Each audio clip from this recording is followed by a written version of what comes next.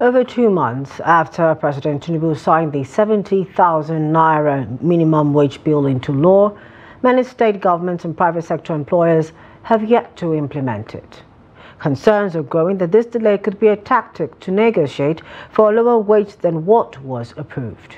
Experts warn that further delays will hurt workers' productivity, especially as they grapple with rising economic challenges across the country. Ibrahim Ismail has more in this report. The National Bureau of Statistics (NBS) reported a spike in Nigeria's inflation rate to 32.70% in September 2024, worsening the financial strain on workers. This situation is made worse by the failure of some state governments and private employers to implement the new minimum wage. We spoke to government and private sector employees in Abuja about how they are managing to cope during these challenging times. Because we can't even afford going to work 3 days in a week. It's now twice. Sometimes that 2 days is just by His grace. You understand? Because of the way things are. So many things has gone high. Feeding, people are finding it difficult to feed. You know, transportation from here, from Jabi here to Use Market now is 500 naira. It's very, very, you know, it's not something people, the poor masses cannot even breathe. Let the poor breathe is no longer let the poor breathe. In fact, what we are seeing now is let the poor die. That is what we are seeing now. You know, when we have a system that has put in place that, you know, the salary or the minimum wage should be reviewed and it's not been implemented, it's crazy. You get, check it right now that the cost of fuel currently is impacting on a lot of things. And it's so crazy. It's just so alarming. It's pathetic. You get, because now transportation alone has, let me not even use the word triple, it has doubled. Like, it has even gone up 4 times than the initial price. The government should create an enabling environment for the private sector to function and thrive too. Because someone who owns a business cannot be losing, cannot be paying much tax, and you're expecting the person to also increase the salaries of the people's salary. The taxation is too much on the private sector.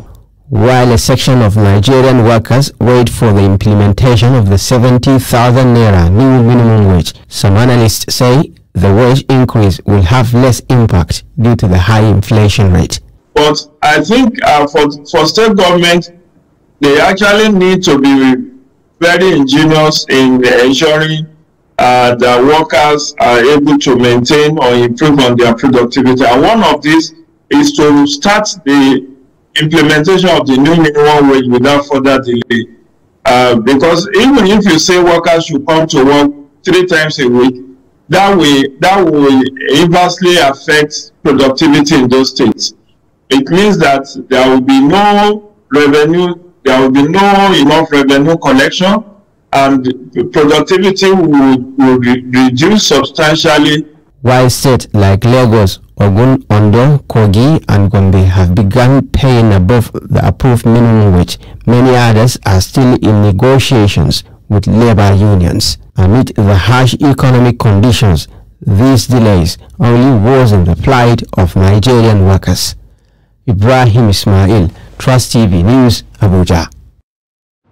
On October 2nd, 2024, Justice Evelyn Maha of the Federal High Court in Abuja issued an order restraining the Directorate of Road Traffic Services, VIO, from stopping, impounding or confiscating vehicles on the road. The ruling also prohibits the agency from imposing fines on motorists. Trust TV's Dorcas Yakubu spoke to motorists in Abuja who welcomed the decision with relief. The judgment by Justice Evelyn Maha followed a fundamental rights enforcement suit filed by human rights activist and attorney Abubakar Marshall.